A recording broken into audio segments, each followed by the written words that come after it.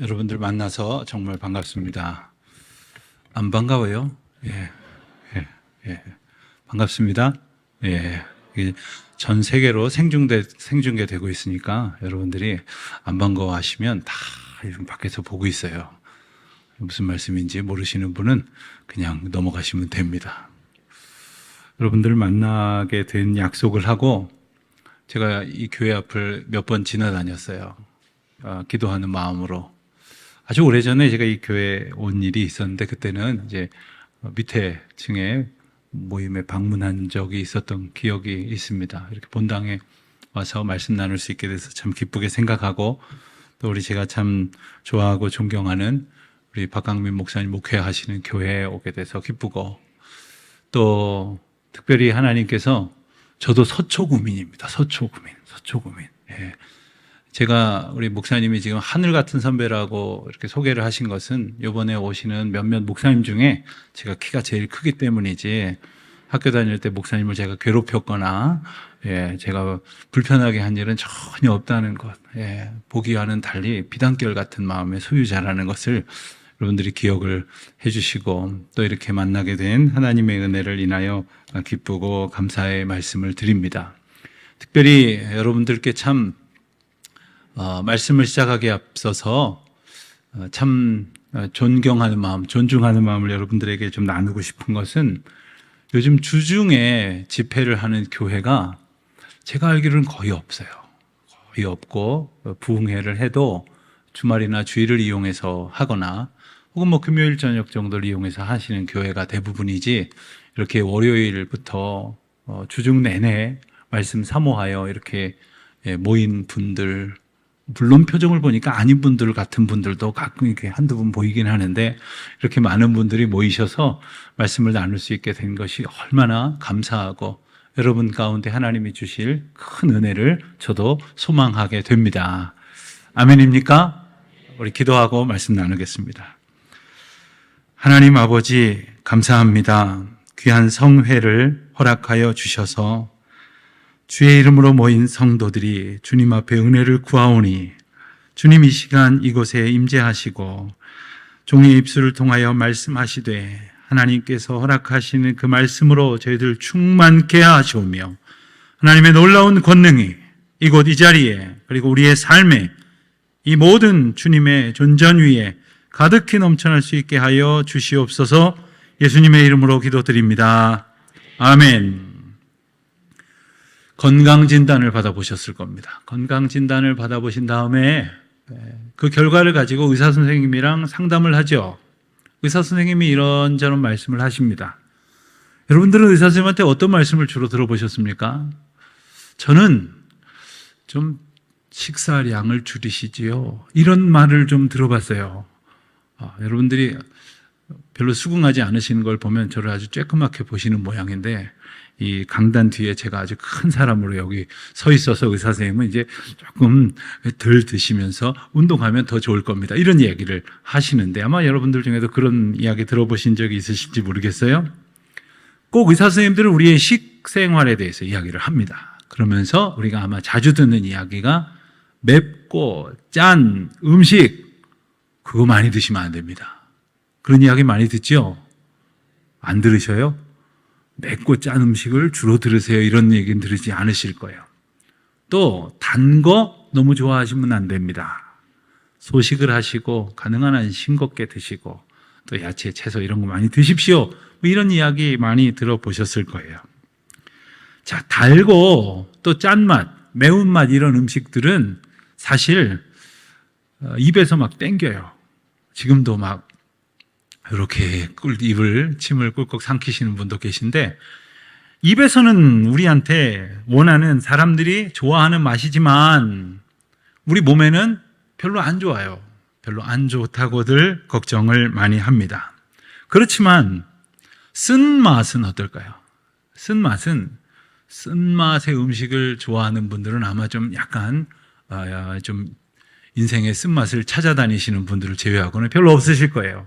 그런데 쓴맛은 오히려 쓴 약이 입에 좋다, 몸에 좋다 하는 말처럼 쓴맛이 나는 음식은 보통 사람들한테 유익한 것이 많다고 말하지요. 자, 그런 거 보면 우리가 고난이나 시련을 쓴맛에 종종 비유를 하는데, 이 고난이나 시련도 우리에게 주는 유익이 있기 때문에 그렇게 표현할 것이리라 생각을 합니다. 물론 그럼에도 불구하고 유익이 있어도 힘들어요, 싫어요, 이런 생각을 하시기도 하지만, 우리가 이 쓴맛 같은 인생의 시련과 역경을 어떻게 하면 이겨낼 수 있을까? 이게 단지 몸에 좋다는 생각만으로 될까?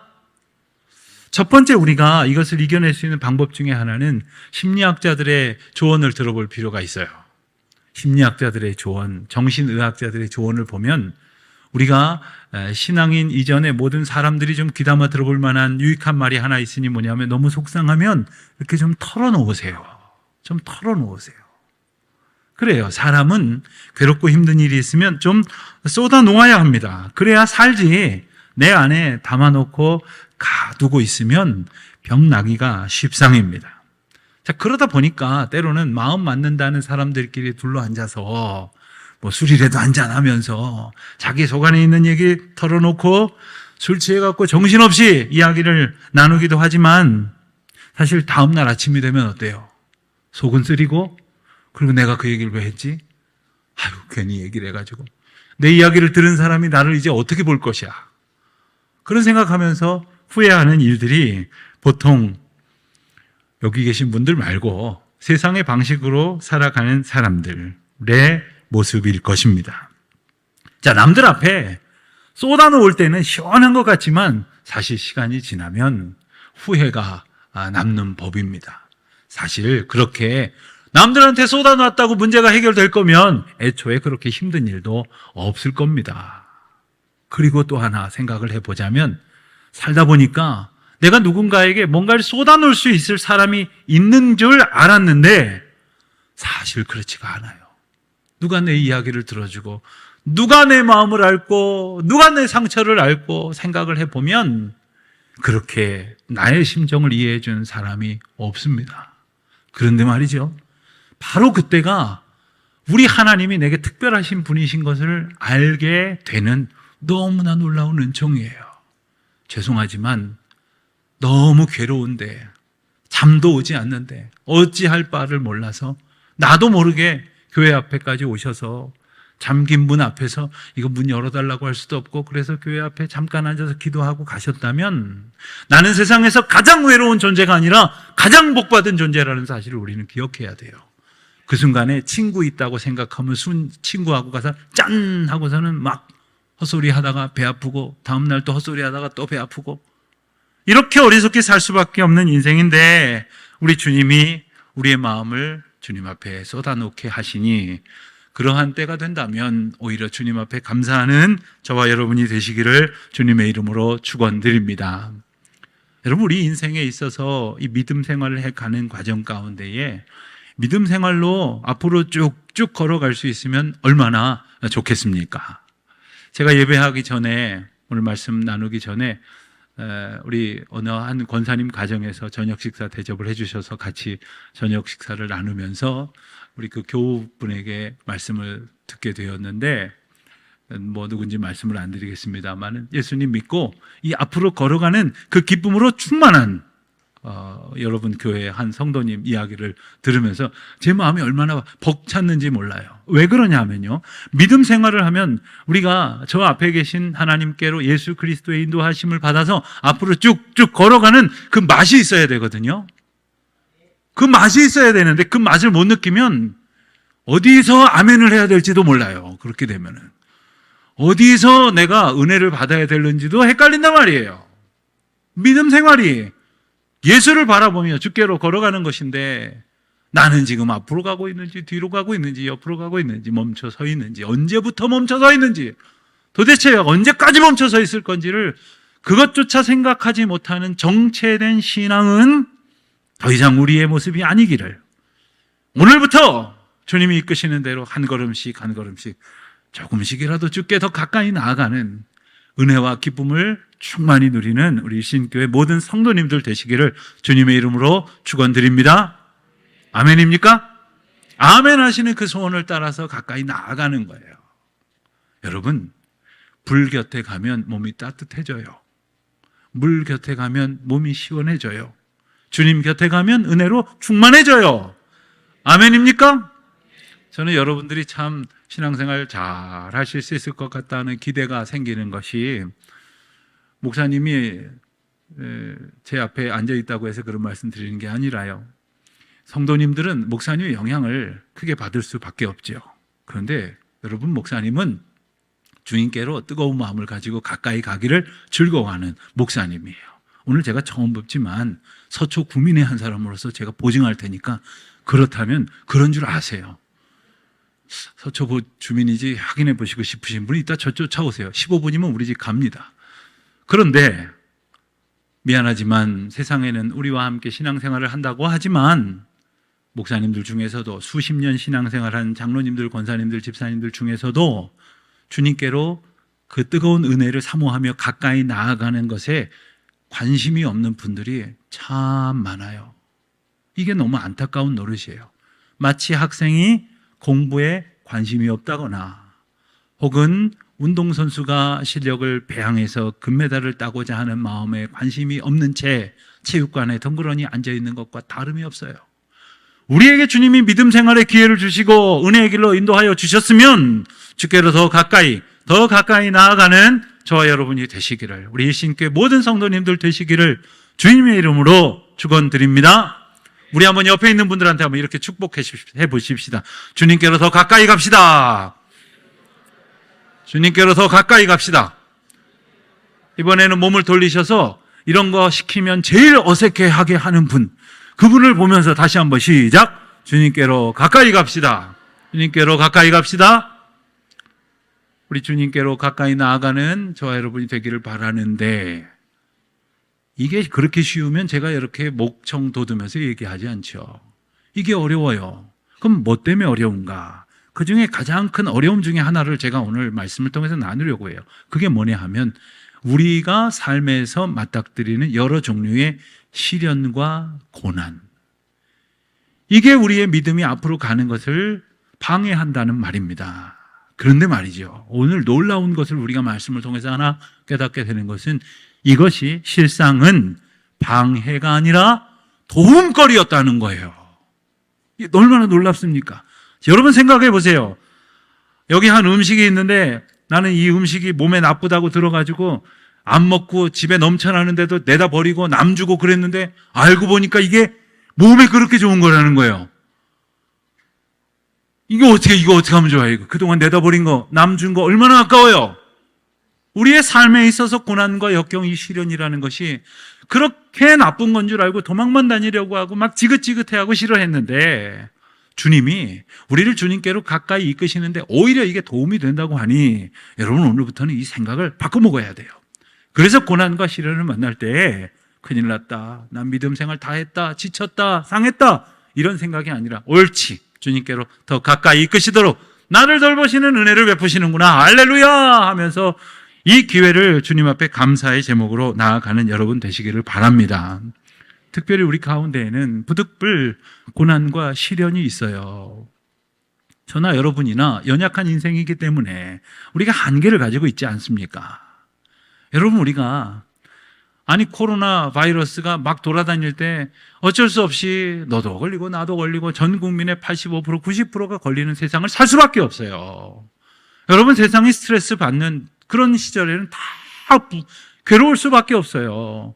30도, 35도 넘어서 한 달, 두 달 지내는데 다 더위에 지칠 수밖에 없어요. 마치 세상은 그래요. 그러나 그보다 더 강하게 하시고 능하게 하시는 우리 주님의 도우심을 받아서 그 능력 의지하며 살아갈 때에 능히 헤쳐갈 수 있을 줄을 우리가 의지하는 겁니다. 오늘 우리가 본문을 보면요, 예레미야라고 하는 선지자가 등장을 하는데, 이 예레미야 선지자라는 사람이 참 힘든 상황을 맞이하고 있어요. 오늘 잘 읽어보세요. 여러분이 이분보다 힘들면 이따가 끝나고 남으세요. 그럼 제가 업어드릴 테니까. 우리가 이렇게 힘들다 말하지만 사실 오늘 예레미야서에 나오는 예레미야보다 힘든 사람 많지 않을 겁니다. 여러분, 그가 얼마나 힘든 상황을 겪고 있느냐. 예레미야는 선지자로 하나님의 부름을 받은 사람입니다. 그런데 부름을 받아서 그에게 주어진 가장 큰 사명이 뭐냐 하면 가서 선지자로서 메시지를 전해야 되는데 메시지의 내용이 뭐냐 하면 야 이거 큰일 났다. 우리들 망하게 생겼다. 이 얘기를 전하라는 거예요. 제가 누가 망하게 생겼다고요? 말했다고요? 우리들이 망하게 생겼다는 거예요. 여러분, 야 니네 망하게 생겼어. 이 말은 쉬워요. 왜? 나는 거기 포함이 되지 않았으니까. 니네 이러면 망해. 이 말은요, 얼마든지 할 수 있을 것 같아요. 그런데 우리 망하게 생겼다고 그랬더니 그 우리라고 하여 그 말을 들어야 할 이스라엘 백성들이 어떻게 합니까? 예레미야한테 고맙습니다. 계시의 말씀을 전해주니 감사합니다. 이렇게 받았나요? 야, 이 미친놈아. 어디다 대고 망한다 소리를 하는 거야. 망하는 게 그렇게 좋아? 망하기를 바래? 이놈이 이거? 이러면서 두드려 패고 옥에 가두고 굴에 구덩이를 파가지고 거기 던지고 때리고 괴롭혔단 말이에요. 예레미야는 한두 가지 괴로운 것이 아니었어요. 우선 하나님께서 메신저로 소식을 전하는 자로 부르시면은 좀 좋은 소식 전하는 사람이면 얼마나 좋습니까? 여러분, 우리가 이겼습니다. 이런 소식 전하게 되면 얼마나 좋아요. 우리가 졌습니다. 우리가 잘 될 겁니다. 이 소식이면 얼마나 좋아요. 우리가 망하게 생겼습니다. 이 소리를 하게 됐으니 예레미야는 얼마나 괴로운 겁니까? 게다가 더욱더 예레미야가 힘들었던 건 뭐냐 하면 나중에 이러다가 우리 망합니다. 이 얘기가 아니라 우리가 곧 망합니다.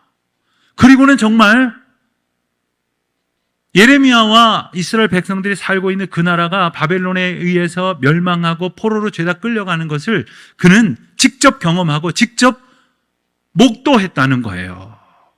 여러분, 다른 선지자들은요, 이러면 망합니다, 얘기하고는 시간이 한참 지나갔고 본인은 죽었어요. 그러니까 그래도 덜 괴로웠을 것 같아요. 망했다고 얘기는 했지만 그 망한 것을 보진 않았으니.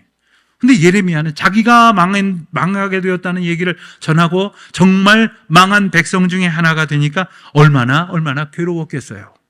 그런데 망하게 생겼다는 이야기가 뭡니까? 그러니 회개하고 주님께로 돌아갑시다. 이 얘기를 하는 건데 백성들이 도대체 귀담아 듣지를 않아요. 백성들이 망한다고? 그래, 너나 망해. 이러고서는 그 말씀을 하나님의 말씀으로 듣지를 않고 오히려 듣기 싫다고 위협을 하고 있으니 이 예레미야가 얼마나 괴로웠겠느냐는 거예요. 결국 하나님께서 예레미야에게 주신 말씀대로 남유다는 바벨론에게 멸망을 했습니다. 그리고는 바벨론이 모든 사람들을 끌고 포로가 되어 바벨로니아로 끌려가게 되었고 특별히 왕과 귀족들이 끌려갔으며 그리고 예루살렘 성 안에는 아주 별 볼 일 없는 연약한 어린아이들이나 부녀자 같은 사람만 남겨놓고는 그리고 그 성을 뺑 둘러쌌으니까 이거 그 굶주림에 다 죽어가고 고통을 견디다 못하는 상황이 되었다는 거예요. 성경은 그때에 예루살렘 성 안에 있었던 사람들의 그 고통이 얼마나 극심했냐 하면 뺑 둘러서 포위해서 먹을 것이 성 안으로 들어가지 못하게 되니까 며칠이 지나고 몇 달이 지나니까 먹을 것이 없어져서 어떻게 했느냐. 자기 자식들을 제비 뽑아서 잡아먹었어요. 가위바위보에서 진 사람 집 아이 잡아먹자. 이거 아이들이 들으면 깜짝 놀랄 이야기죠. 성경에 이런 얘기도 나오나. 그렇게 비참한 형편을 겪고 있었습니다. 그렇게 하면서까지라도 목숨을 부지하려는 그러한 끔찍한 상황이 이어졌는데 예레미야가 모든 것을 하나님이 주신 말씀대로 보고 있는 형편이니 얼마나 괴로웠겠어요. 여러분 표정을 보니까 앞에서 보기가 정말 혼자 보기가 아까워요. 얼마나 괴로웠겠어요 하니까 어떤 분은 저보다 더 막 괴로워갖고 어이구. 근데 어떤 분은 괴로웠겠나요? 여러분 한번 생각해 보세요. 여러분이 그 고통의 한복판에 들어가 있다고 생각을 해보세요. 저는 우리나라가 먹고 살만한 시절에 태어나서 자랐으니 그런 것을 잘 모릅니다만 이태 전에 작고하신 저희 아버님은 32년생이셨어요. 그래서 우리나라가 어려웠던 시절의 이야기들을 종종 들려주셨어요.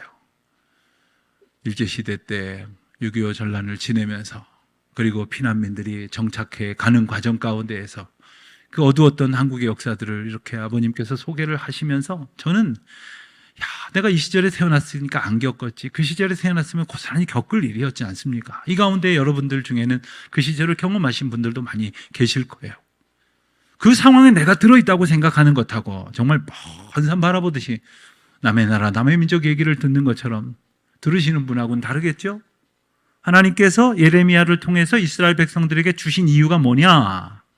이와 같은 고통이 우리에게 있을지라도, 그리고 나서 이 메시지를 주시려는 것이에요. 그렇기 때문에 오늘 이 성경이 우리에게 반드시 필요한 것은 뭐냐 하면요, 당시에 이스라엘 백성들과 같은 어려움은 아닐지라도 그 못지않은 시련과 고난을 우리가 이 세상 살아가면서 겪을 때에 어떻게 살아가야 믿음의 길로 온전히 걸어갈 수 있게 될지, 어떻게 걸어가야 주께서 부르시고 인도하시는 그 길로 지체하지 않고 걸어가게 될지를 일러주시는 말씀이다 하는 거예요. 그러니 오늘 이 말씀이 저와 여러분 가운데에 내가 그러고 보니 참 특별한 연단의 시간, 시련의 시간, 고난과 역경의 시간을 보낸다고 생각하시는 분에게는 오늘 우리에게 주시는 말씀인 줄로 받으시기를 바라고, 지금 나는 그래도 좀 살만하다 싶으시면 이 다음에 언젠가 내가 견딜 수 없는 고난이 올 때에 오늘 내게 주시는 이 말씀 붙들고 넉넉히 이겨내리라. 내가 그때 주저앉고 막 방황하고 다 우리에게 주신 믿음 다 땅에 쏟아버리고 대굴대굴 구르는 것이 아니라 주님 주신 약속의 말씀 붙들고 넉넉히 이겨내리라 하는 소원을 갖고 믿음으로 승리하는 저와 여러분 되시기를 주님의 이름으로 축원드리는 겁니다. 아멘입니까? 오늘 19절 말씀을 보니까요, 예레미야는 이렇게 그가 겪는 고난에 대해서 묘사를 합니다. 19절을 볼까요? 19절 보니까 내 고초와 재난 곧 쑥과 담즙을 기억하소서 했습니다. 내 고초와 재난 쑥과 담즙을 기억하소서. 그런데요, 고초라고 번역된 이 원어로는 온이라는 말인데, 이 말은 억압과 비참한 고난, 고통을 뜻하는 말이에요. 또 재난이라고 번역된 말은 마루드라고 하는 원어가 쓰여 있는데, 제가 이 뜻을 좀 소개할 테니까 잘 한번 마음에 새겨보시기 바랍니다. 재난이라고 표현한 말은 추방을 당해서 배회하는 그러한 피난민, 그 형편을 묘사하는 단어예요. 여러분 오늘 저녁에 다 갈 때 있으시죠? 집에 가서 주무실 때 다 있으시죠? 없으신 분 또 있으면 말씀하세요. 제가 목사님한테 얘기해서 유치부실이라도 좀 열어드릴 테니까. 다 있으시죠? 여러분, 우리는 밥 굶을 일 없고 잠잘 곳이 없어서 고민할 일이 없는 그런 시대 가운데에 살고 있어요. 이것만으로도 이게 얼마나 큰 은혜인지를 우리는 모르는 것 같아요. 그러나 여러분, 예레미야가 겪고 있는 이 재난은 쫓겨나가지고 갈 데가 없어갖고 잘 데가 없어갖고 이리저리 배회하는 거예요. 여러분들도 가까우시지만 저도 집에서 이 강남역이 가까워서 가끔 산책을 삼아 걸을 때에는 이 길마중길로 이렇게 걷기도 하지만, 오늘은 좀 소돔과 고모라를 보면서 걸으리, 그러면 이제 강남대로를 이렇게 걸어 보면 참 재미난 구경들 많이 해요. 그런데 말이죠, 전 사람 구경하는 걸 좋아하는데, 이렇게 강남역을 이렇게 걷다 보면요, 저녁에 한 10시, 10시 반, 11시 이렇게 되면요, 젊은이들이건 어떤 사람들이건 간에 발걸음이 굉장히 빨라집니다. 막 총총걸음으로 버스 정류장을 향해서, 택시를 향해서, 혹은 지하철역 향해서 총총걸음으로 가요. 왜 그렇습니까? 갈 데가 있기 때문이에요. 쉴 곳이 있기 때문이에요. 그런데요, 가만히 보면 가끔 드물게 터덜터덜 걸어가는 사람이 있어요. 참 불쌍한 사람이에요. 정말 집이 없겠습니까마는 그 심령이 갈 곳이 없는 사람이에요. 쉴 곳이 없는 사람이에요. 그런 사람 볼 때마다 막 감수성이 예민해서 그런지 막 눈물이 막 꽉꽉 쏟아지려고요. 여러분들은 다 믿는 표정인데 목사님만 안 믿고 있어요 지금. 그럼 얼마나 불쌍한 인생, 갈 곳이 없어가지고 말이에요. 그런데 오늘 본문에 나오는 사람은 쫓겨났기 때문에 갈 곳이 없다는 거예요. 얼마나 불쌍한 인생이에요. 우리는 쫓겨날 일이 있어도 주께서 우리를 받아주시니 결국 우리는 쫓겨났어도 쫓겨나지 않은 인생이지만 세상에서는요, 주님의 안아주심, 주님의 받아주심을 경험하지 않는 사람은요, 집에서는 회사로 쫓겨나고 회사에서는 집으로 쫓겨나고 친구들한테는 친구들 사이에서 쫓겨나고 이리 쫓겨나고 저리 쫓겨나는 인생을 경험할 수밖에 없는 거죠. 예레미야가 그런 인생을 경험하고 있다는 것 아닙니까? 그런가 하면 쑥이라고 번역된 말은 독이 가득한 풀이라는 뜻을 가진 라냐라는 단어로 사용이 됐습니다. 그리고 마지막 담즙이라는 단어로 우리말로 번역된 로쉬라고 하는 원어는 놀라지 마세요. 그 뜻이 독약이라는 뜻이에요. 독약. 여러분 독약 드시고 살 수 있으세요? 그러니 먹고 죽을 수밖에 없는 그런 정도의 담즙을 입에 댈 수밖에 없는 고통 가운데에 지금 예레미야가 있다고 이야기를 하고 있어요. 누구한테 얘기합니까? 누구한테요? 하나님 앞에 고하고 있어요. 저는 이 말씀 한 절만 보아도 참 은혜가 되는 것이, 우리가 예레미야처럼 이와 같은 고통을 겪는다 하여도 주님 앞에 토로할 수 있음으로 인하여 힘을 얻고 위로를 얻는 저와 여러분이 되시기를 주님의 이름으로 축원드립니다. 여러분, 사람이 속상한 거는요, 속상한 일 때문에 속상한 게 아니라 그 속상한 일을 말할 데가 없어서 속상한 거래요. 그렇잖아요. 여러분, 너무 몸과 마음이 피곤해갖고 그리고 집에 가가지고 여보, 나 너무 몸이 좀 피곤한 것 같아. 그랬더니 어제 너무 자서 그래. 할 말이 하고 싶겠어요? 내가 아프다고 그러는데, 그러니까 조금만 자고 열심히 일해야지, 이런 소리 한다면, 여보 나 정말 오늘따라 왜 이렇게 소화가 안 되는지 모르겠어, 어쩐지 많이 먹더라, 이런 소리 하면 그런 말도 하고 싶겠어요? 미안하지만 사람은요, 사랑하는 사이에도 말이 그렇게 아름답고 이쁘게만 나가지를 않아요. 저희 집안 얘기를 한다고 오해는 하지 마세요. 이것도 인터넷으로 나가고 있기 때문에 저도 말 가려하고 있어요. 사람이 사람한테 때로는 위로가 되지만 별로 위로가 안 될 때가 많아요. 그럴 때면 아까 제가 뭐라고 말씀드렸어요? 오직 주님 앞에 우리의 아픔과 슬픔을 아뢰을 수 있는 기회로 나를 인도하고 계시는구나, 하나님 감사합니다 할 수 있는 우리 모두가 되시기를 바라는 겁니다. 예레미야가 이렇게 힘겹게 묘사를, 그의 심경을 토로하는 것처럼 혹시 이 가운데에, 여러분의 심경 가운데에 딱 19절의 말씀이 나의 고백이다, 정말 예레미야처럼 주님 내 고초와 재난 곧 쑥과 담즙이 내 안에 내 곁에 있음을 기억해 주십시오 라는 것이 여러분의 심경이시라고 한다면 우리 주님께서 기억하실 것이고 우리 주님께서 위로하여 주실 줄 믿습니다. 찬송가 539장 우리가 잘 아는 가사입니다. 너 예수께 조용히 나아가 내 모든 짐 내려놓고 주 십자가 사랑을 믿어 죄의 사함을 너 받으라.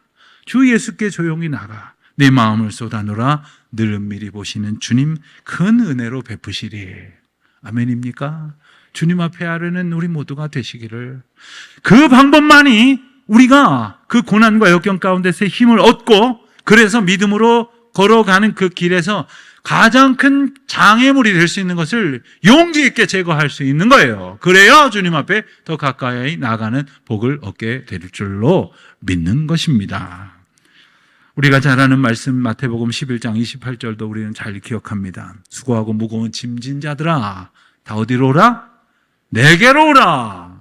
주님께서 내게로 오라 말씀하시잖아요. 내가 너희를 쉬게 하리라. 여기서 쉬게 하리라는 것은요, 그냥 여기서 좀 쉬었다가 이게 아니라요, 내가 너에게 쉼을 주리라, 쉼이 되리라 하고 말씀을 하시는 거예요.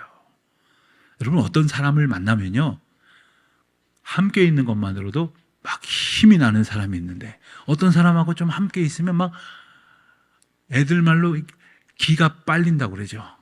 기운이 다 그냥 마치 충전기가 충전을 하는 거가 아니라 내 에너지를 빼가는 것 같은 그러한 기운을 뺏기는 것 같을 때가 있어요. 여러분, 세상 일은요, 미안한 얘기입니다만 우리 에너지를 뺏어가는 거예요. 사탄 마귀가 하는 그 영적인 전쟁의 가장 중요한 원리는 뭐냐면요, 저와 여러분의 영적인 에너지를 고갈시키는 거예요. 그래서 영적으로 지치는 사람을 만들어버리는 거예요.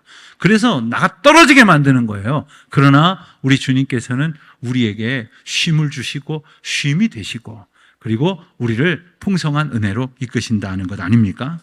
그렇게 해보시기를 바랍니다. 그렇게 살아보시기를 바랍니다. 자, 그렇게 하면 어떻게 되느냐? 20절, 21절 말씀을 보면 그렇게 했을 때 어떤 일이 생기는지를 일러주고 계십니다. 내 마음이 그것을 기억하고 내가 낙심이 되오나 그랬지만 이렇게 하나님 앞에 고백했더니 이것을 내가 내 마음에 담아두었더니 그것이 오히려 나의 소망이 되었사옴은 여러분 우리가 조금 전에 19절에서 읽은 것처럼 정말 고초와 담즙숙과 담즙을 입에 댈 수밖에 없는 쓰라린 인생을 사는 것 같지만 주님 앞에 내려놓기만 했음에도 불구하고 이게 뭐가 됐다고요? 나에게 소망이 됐다는 거예요. 소망. 할렐루야. 여러분 소망, 우리는 소망하면 예수님은 우리의 소망이시지. 믿음, 소망, 사랑, 소망 하면서 소망이 뭔지를 알아요. 그러나 여러분 믿지 않는 사람한테 넌 소망이 뭐야? 이렇게 말하면 소망이 뭔데? 이렇게 말해요. 그런 사람들은요, 희망이 더 어쩌면은 편안한 단어일 수 있어요. 그래서 이 사람이 교회 다니는지, 말씀 좀 읽었는지, 신앙생활 좀 했는지 물어보려면, 너 소망이 뭐야? 너 희망이 뭐야? 이렇게 말해보면 그 둘 사이를 알면 주님 주신 소망을 그 뜻을 아는 거예요. 여러분들 잘 아시겠지만, 제가 한 번 더 우리가 가지고 있는 소망이 세상 사람들이 갖는 희망과 어떻게 다른지를 잠깐 말씀드릴게요. 희망이라는 것이나 소망이라는 것이 바라볼 망자를 써서 여기서 원하는 것을 이렇게 바라보는 것은 같습니다. 그런데 희망은 어떠냐 하면 지금 내가 서 있는 자리에서 내가 가고자 하는 것, 되고자 하는 것, 얻고자 하는 그 자리를 이렇게 바라보는 거예요. 근데 여기서 저희끼리는 너무나 차이가 나요. 갈 수가 아직 없어요. 그러면 어떤 마음이 듭니까? 부러워요. 그리고 그리워요. 아쉬워요. 그런 마음으로 멀찌감치 이렇게 바라보는 게 그게 희망이에요. 그럼 소망은 어떻게 다르냐 하면 주님께서 우리들의 마음을 지금 이곳에 발을 딛고 살아가고 있지만 주님께서 우리 마음을 주님의 은혜 가운데로 옮기셔서 그곳에 두시는 거예요. 그래서 주님이 우리의 마음을 그곳에 두고 그곳에서 현재에 있는 나를 바라보게 하시는 거예요. 다시 말하면 지금 내가 이 어려운 현실을 바라보고 있지만 주님께서 주신 소망 가운데서 오늘 나를 바라보면 어때요? 넉넉히 이기는 거죠. 예를 하나 들겠습니다. 아주 오래됐어요. 제가 부목사 시절인데 어떤 분이 저를 보고 신방을 와주세요 하는 거예요. 그래서 요즘도 그랬지만 그때도 주소를 주십시오. 그럼 제가 댁으로 찾아가겠습니다 했더니 저한테 주소를 적어줬는데 제가 자세히 안 보고 그냥 이렇게 접어갖고 포켓에 넣어놓고서는 그날 다시 한번 펴보니까 이 주소가 아니에요. 이 뭐라고 써있나 가만히 보니까 어느 사거리 지나서 어느 중학교 앞 버스 정류장에서 10시에 만납시다. 그래서 길거리에서 만나자는 걸 보니까 제가 길을 못 찾아갈까 봐 그러시는 모양인데 제가 전화를 했어요. 집사님 여기 보니까 주소를 안 적어주셨던데 저 집 잘 찾아가요. 제가 목사들 중에 집 잘 찾아가기로 1등급이에요. 걱정하지 말고 주소를 주세요 했더니 아닙니다. 그냥 그렇게 거기서 뵈면 좋겠습니다. 그래서 뭔가 이유가 있나 보다 그러고 약속한 장소에서 만났어요. 자, 거기서 만나서 어디를 갔느냐? 조금 걸어갔더니 아파트 신축 공사장에 있었어요. 그래서 그곳에 서서 접근할 수 있을 만큼 접근하더니 공사장이라고 못 들어오는 데까지 접근을 하고서는 저한테 저 우산 끝을 가리키면서 말씀을 하시는 거예요. 목사님 저 가운데 통 보이세요? 예, 보입니다. 저 통로 중에 왼쪽에서 두 번째 통로 보이세요? 보입니다. 그 밑에서부터 이렇게 하면은 9번째 층 보이세요? 보입니다. 그 창문 왼쪽 문 보이세요? 보입니다. 저 집이 우리 집이에요. 아직 들어가려면 멀었어요. 겨우 지금 골조 올라가고 있어요. 그런데 저 집이 우리 집이에요. 그리고 막 좋아하시는 거예요. 그리고선 목사님이 저기 2년 뒤에 입주인데 기도 좀 해주세요. 그러는 거예요.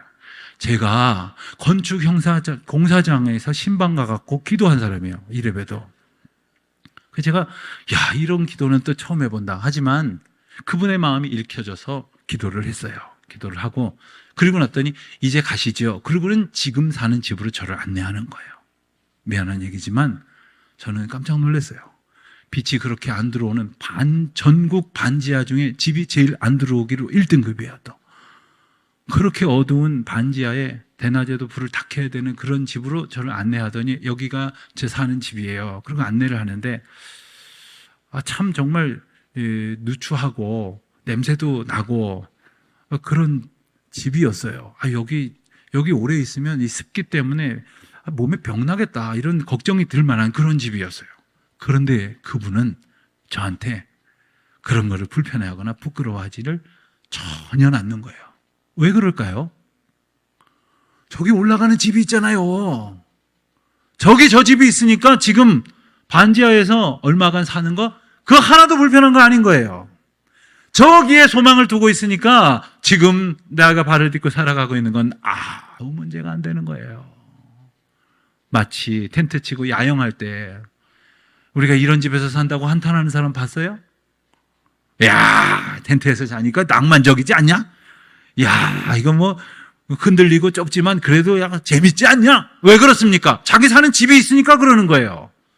여러분, 우리가 이 땅을 살아가지만 힘들고 어려운 일이 있다 할지라도 우리가 전혀 이 세상에서 꿀리지도 않고 기죽지도 않고 기분 나쁘지도 않고 슬프지도 않고 답답하지도 않은 이유가 뭐냐? 영원한 하늘나라를 분양받은 사람이거든요. 그 소망을 가지고 있는 사람이 오늘 좀 우리의 삶이 조금 피곤하기로서니 오늘 지금 내가 살아가고 있는 삶이 좀 누추하기로서니 냄새가 좀 퀴퀴하게 나기로서니 반찬이 좀 몇 가지 안 된다기로서니 뭐가 그렇게 대단할 거냐는 거예요. 이 세상은 내 집 아니네. 저 하늘나라에 내 소망이네. 우리 찬송하지 않습니까? 우리에게 그 소망을 주신 주님은 비록 예레미야처럼 고초와 쑥과 담즙과 이런 시련의 날을 산다 할지라도 큰 믿음과 소망으로 우리를 살게 하시는 줄 믿습니다. 바로 그 예레미야에게 주님께서 소망이 되어 주셨다는 거예요. 여러분은 혹시 믿음 생활하는데 어떤 게 방해 요소가 되십니까? 제 이야기를 할까요? 저는 설교가 여전히 어려워요. 제가 꼽아봤어요. 어제도 우리 교우 여러분들하고 그런 이야기를 나눴는데 제가 목사 안수 받은 지가 다음 달이면 22년이 됩니다. 비록 여러분 보시기에는 아직 어려 보이겠지만 제가 벌써 목사 안수 받은 지 22년이 됐고 그 전에 전도사 시절부터 설교를 꽤 여러 해 이미 했으니까 설교가 인생에 있어서 가장 중요한 과제로 제 마음에 자리한 지가 거의 한 30년이 다 됐단 말이에요. 그런데도 여전히 설교가 어려워요. 여러분들은 그냥 어렵구나 이런 표정을 지시는데 저는 할수록 좀 괜찮아질 줄 알았는데 솔직히 말하면 할수록 더 어려워요. 저희 교인들한테는 얘기하지 마세요. 그렇게 어려우면 아예 쭉 쉬시죠 할지도 모르니까 얘기는 하지 마세요. 그 왜 어려운가를 제가 생각을 해봤어요. 곰곰이 생각을 해봤어요. 도대체 내가 뭐가 문제인가? 공부가 부족하면 이 나이에라도 학교를 다시 들어가든지 책을 엉뚱한 걸 봤다면 좋은 책을 좀 사서 보든지 제가 곰곰이 고민을 하고서는 결론을 얻었어요. 왜 하나님 말씀 전하는 게 이렇게 어려운가? 제가 가진 결론은 이거예요. 내가 하는 줄 알기 때문이에요. 내가 하는 줄 알기 때문에 내가 잘하려고 하다 보니까 어려운 거예요. 주님 말씀 전하시는 일이 제게 주셔야 그 말씀 전하는 일임에도 불구하고 주시기를 원하는 말씀 구하는 자세가 아니라 내가 어느 책을 보고 설교를 해야 잘했다고 소문이 날까? 내가 월요일날 일신교회 갖고 내가 설교를 하는데 이 잠원동이에요 여기? 잠원 맞죠? 잠원동에 있는 백성들에게 소문이 나려면 내가 얼마나 어떻게 하면 내가 설교를 할까? 이런 생각을 하니까 안 돼서 힘들고 잘 됐다고 생각하면 교만해지는 거예요. 게다가 잘하려고 생각하니까 힘든 거예요. 그러나 그 고민을 할 때 주님께서 말씀하셨어요. 이제는 쓸데없는 고민 좀 하지 말고 내가 하게 할 테니 너는 그저 입만 벌리고 따라오거라. 여러분 목사인 저에게도 해당되는 이야기지만 여러분에게 맡기신 모든 일들도 동일하게 해당이 되는 것을 기억하십시오. 목사가 설교를 전하는 일이나 여러분이 직업으로 하시는 일이든 사명으로 감당하시는 그 모든 일이든 다 하나님께서 동일한 은혜로 맡기셨고 동일한 사명으로 맡기셨으며 그 일을 통하여 동일한 영광을 받으실 거예요. 그러니 그 일도 제게 그렇게 하신 것처럼 주님께서 맡기신 일이고 주님께서 하게 하시는 일이고 주님께서 힘주실 일이고 주님께서 도와주실 일이란 말이에요. 그러니 주님을 의지해서 할 때에 그것도 힘들지 않을 뿐 아니라 그 가운데 기쁨이 있는 거예요. 근데 주님 의지하지 않고 내가 하려니까 힘들고 안 돼서 괴롭고 잘 되면 교만하고 그런 인생을 우리가 살아가는 것 아닙니까? 주님께 마음을 두었더니 뭐라고 고백을 합니까? 내게 소망이 되었다. 그런데 그 소망이 어떤 것이냐 하면 바로 우리가 진멸되지 않는다라는 거예요. 진멸되지 않는다. 여호와의 인자와 자비하심은 끝이 없기 때문에 진멸되지 않는다. 아니 목사님 좀 전에 예레미야가 말했던 것처럼 이스라엘 다 망하게 생겼다고 하지 않으셨습니까? 그리고 지금 포로돼서 끌려갔다고 하지 않으셨습니까? 맞습니다. 이스라엘은 예루살렘은 망했어요. 포로되어 끌려갔어요. 그러나 아직 숨이 붙어 있잖아요. 우리는 이것이 소망인 줄을 몰라요. 왜? 아직까지 하나님께서 소망을 주셨음에도 불구하고 다 망했어, 다 끝났어 라고 생각하면 절망하지만 주님께서는 나의 약함을 아시는 주님 앞에 내가 이렇게 어려움을 겪고 있습니다라고 고백을 함으로써 그때부터 주님께서 일하신다는 거예요. 내가 설교 잘해야지 고민할 때는 저 혼자 낑낑대지만 주님 이게 제가 하는 게 아니었군요. 주님께서 맡기신 일인데 주님 도와주십시오 할 때부터 주님이 일하시는 거예요. 주님이 역사하시는 거예요. 물에 빠진 사람이요 자기가 헤엄치겠다고 막 버둥거리면 수영할 줄 모른다면 빠져 죽을 수밖에 없어요. 그런데 힘이 빠져갖고 지쳐가지고 쭉 늘어지게 되면 그때 가갖고 구조요원이 착착착착 가서 뒷덜미 딱 잡고 끌고 나가잖아요. 사랑하는 성도 여러분, 어쩌면 우리가 힘 빠지고 지치는 것 같을지라도 고난과 역경 가운데에서 주저앉을 것 같을지라도 주께서 우리에게 진정한 소망이 되셔서 우리를 위로하시고 우리를 붙드실 때에 그때부터 주님이 놀라운 역사를 이루실 것이라는 사실을 믿음으로 고백하는 저와 여러분이 되시기를 주님의 이름으로 축원드립니다. 예레미야는요, 그 과정 가운데에서 자신의 죄를 봤어요. 자기 민족의 죄를 봤어요. 그럼에도 불구하고 하나님께서 진멸하지 아니하시고 소망을 주셨다고 하는 것. 여러분, 우리가 우리의 죄를 똑바로 본다면 감히 주님 앞에 이것 좀 주시죠, 저것 좀 주십시오 할 수 있는 존재가 아니라는 사실을 알게 돼요. 여러분, 우리 손이 얼마나 더러운지를 안다면요, 이 손 가지고 새우깡을 집어 먹을 수가 없대요. 예? 얼마나 더러운지 모르니까 그냥 이 사람 손이 다 거기서 거기지, 어제도 아무렇지도 않았어 그러고 막 집어 먹는 거예요.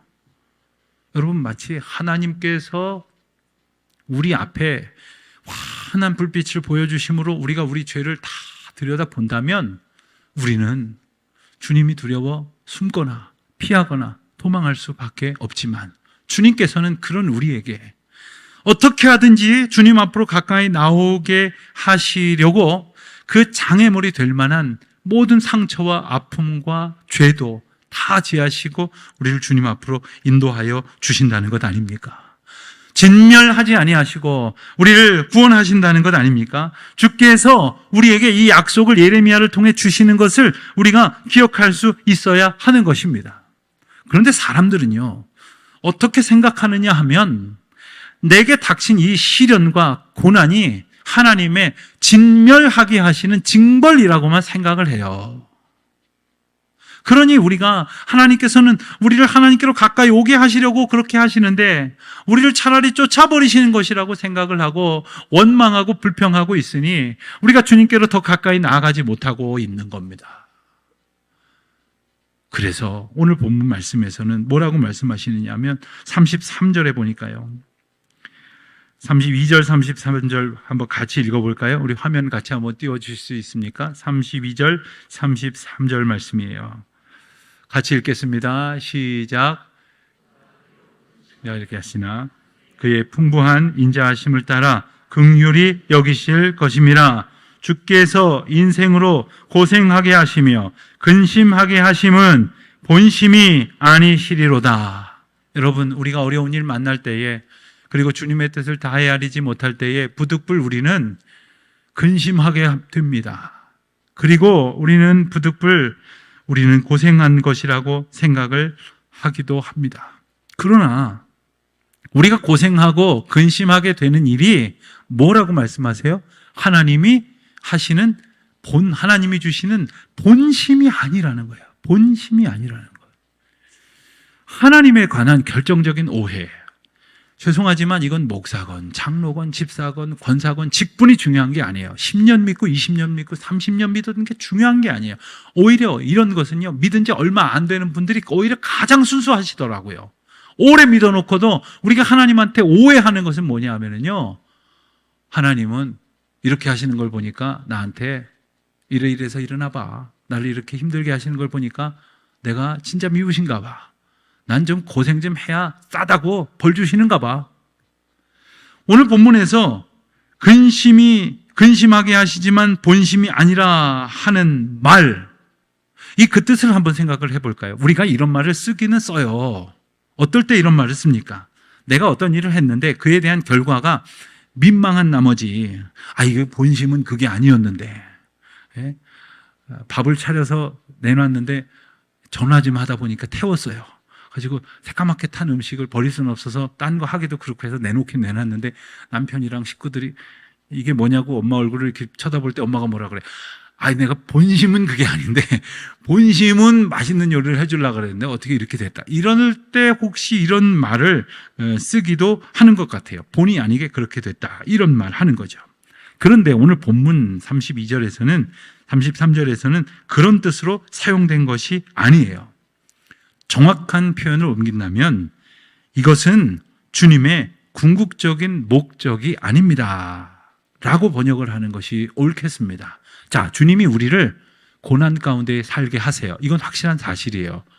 이것이 없기를 바라지 마세요. 그러니까 우리가 때로는 연단과 고난을 받을 때에 이게 주님이 실수하시는 것이나 주님이 다른 마음 먹고 하시는 것이 아니라 우리를 궁극적으로 주께 더 가까이 오도록 하시기 위해서 일하시는 것이라는 사실을 우리가 기억해야 된다는 거예요. 주님이 지금 우리로 하여금 근심스러운 상황 앞에서 기도하게 하시고 또 때로는 우리가 고통 가운데서 연단하기도 하시지만 이게 궁극적인 목적이 아니라 궁극적인 목적은 뭐예요? 우리를 주께로 더 가까이, 저와 여러분을 주께로 더 가까이, 저와 여러분을 주님의 그 은혜 가운데로 바짝 가까이 따라와가지고 주님의 은혜를 마음껏 누리게 하시라는 거예요. 그렇게 하시기 위해서 우리를 붙드시고 계시니 이제는 절대로 주님의 본심을 오해하지 말고 주님을 함부로 내 마음대로 판단하지 말고 세상에서 말하는 대로 속지 마세요. 세상은 우리한테 끊임없이 이야기를 해요. 우리의 속사람에, 우리의 고통 가운데 괴로워하고 있는 우리에게 끊임없이 얘기하잖아요. 너 예수 믿어서 그래서 뭐가 나아졌어? 예수 믿는다면서 하나님이 너를 그렇게 사랑하신다면서 이렇게 어렵게 하실 수가 있어? 이렇게 연단하실 수가 있어? 이렇게 병으로 고통당하게 할 수가 있어? 이런 생각을 하면서 하나님의 마음을 오해하게 만든다는 거죠. 그러나 오늘 우리가 주님의 마음을 다시금 깨닫는 은총이 저와 여러분 가운데 가득하기를 바랍니다. 주님의 마음을 아는 것, 주님의 그 마음을 우리가 바로 이해하는 것, 그래서 주님의 마음 가운데로 온전히 기뻐하며 뛰어 들어가는 것. 비록 주님은 나를 사람 되도록, 주님의 백성 되도록 징계하심에도 불구하고 주님을 찬양하며 나아갈 수 있는 것, 이게 얼마나 큰 기쁨인지 우리는 이 은혜를 오늘 누릴 수 있게 하시는 거죠. 저희 집에 아이 둘이 있어요. 다 컸는데 이 아이들 어렸을 때 보니까 똑같이 야단을 쳐도요, 한 아이는 몇 시간을 하고 있어요. 그런데 한 아이는요 3분도 안 돼갖고 아빠! 그러고 와서 팔짝팔짝 안겨요. 처음에는 얘가 이해가 안 됐어요. 아니 야단 맞고 3분도 안 됐는데 어떻게 이럴까? 그런데 가만히 보니까 이 아이는 지금 야단 맞아서 아빠한테 섭섭하고 아빠가 미운 것보다 그래도 우리 아빠가 날 제일 사랑하지, 이게 훨씬 더 큰 거예요. 저는 저와 여러분이 그런 교인 됐으면 좋겠어요. 비록 이 세상에서 우리가 원하는 것과 다른 결론 속에 살 때도 있고, 우리는 정말 흔히 하는 말로 꽃길을 걷고 싶으나 주님이 가시밭길로 인도하실 때가 있을지라도 그 상황보다 더 뛰어나신 하나님의 은혜가 우리 가운데 있기에 아빠 하면서 주님 앞에 달려가는 그 기쁨으로, 주여 하는 마음으로 주님 앞에 달려가는 저와 여러분이 되시기를, 그 믿음의 기쁨으로 우리 남은 모든 삶을 살아가시기를, 우리가 지금보다 더 험한 고통과 연단과 시련이 우리 앞에 다가올지라도 오늘 주신 이 말씀을 기억하고 주님 앞에 더 힘찬 믿음의 고백으로 나아가는 저와 여러분이 되시기를 주님의 이름으로 축원드립니다.